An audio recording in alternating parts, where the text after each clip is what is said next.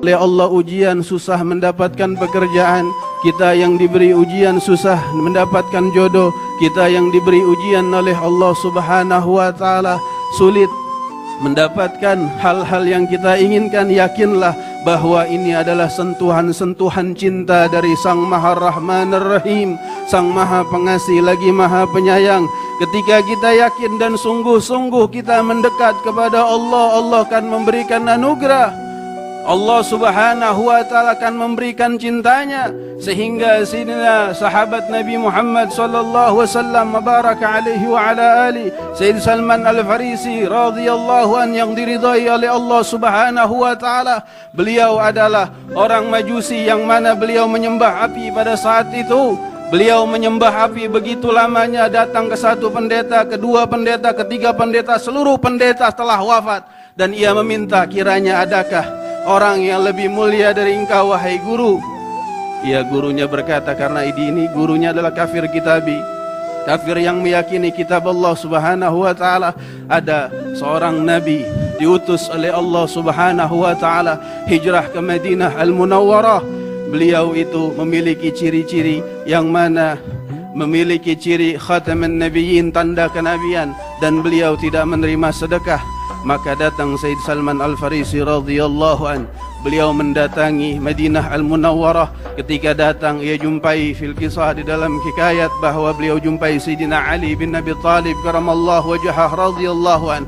Datang, ketika mendatangi, beliau berfikir wajahnya penuh dengan cahaya.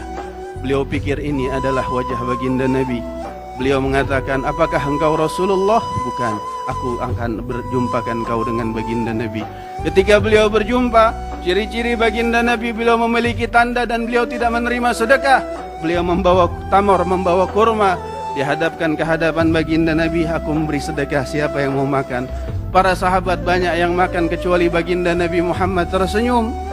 Lantas esokan harinya beliau membawa kurma dan beliau pun memberikan itu. Dan beliau apa?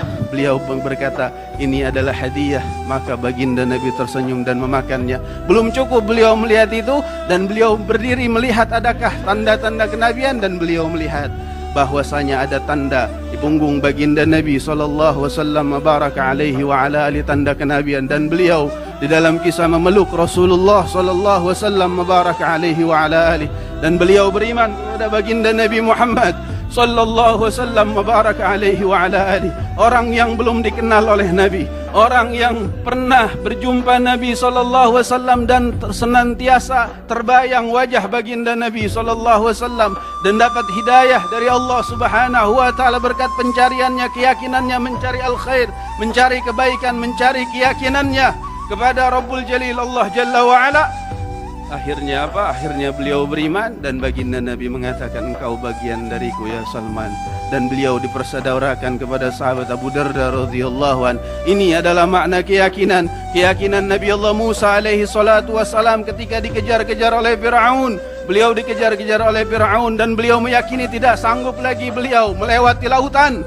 Namun dengan izin Allah, biiznillah, bi'aunillahi ta'ala, terbelah lautan tersebut dengan izin Allah Subhanahu wa ta'ala. Karena beliau berserah sungguh-sungguh kepada Allah, zahiran wa batinan.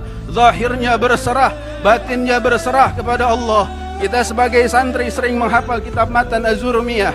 Di situ Asy-Syaikh Ibn Zurum Al-Sanhaji beliau mengatakan, al-kalamu bermula kalam, huwa bermula ia kalam, al-lafdu adalah lafaz, murakkabu yang tersusun bil wad'i dengan bahasa Arab, wa aqsamuhu dan bagian-bagian kalam adalah ismun, adalah kalimah isim, kalimah nama, wa fi'lun dan kalimah fi'il, wa huruf ja'al li makna. Maka seorang santri yang mesti pula yakin kepada Allah Subhanahu wa taala, ia mesti meyakini bahwa nama iman adalah nama cinta kepada Allah dan Rasulullah, dan selain dari iman itu adalah fi'il, pekerjaan, perbuatan kita harus sungguh-sungguh mengikuti teladan Nabi Muhammad sallallahu wasallam baraka alaihi wa ala alihi, tidak sebatas harap ja'al li makna, maka akan hidup kita akan bertambah kemaknaan, bertambah faidah, bertambah keberkahan dari Allah Subhanahu wa taala. Semoga Allah beri keberkahan kepada kita seluruhnya, dan semoga guru mulia kita Ad-Da'ilallah Sahibul Fadilah Sa'ad Al-Habib Jindan bin Nawfal bin Salim bin Jindan bin Syekh Abu Bakar bin Salim diberi kesehatan oleh Allah,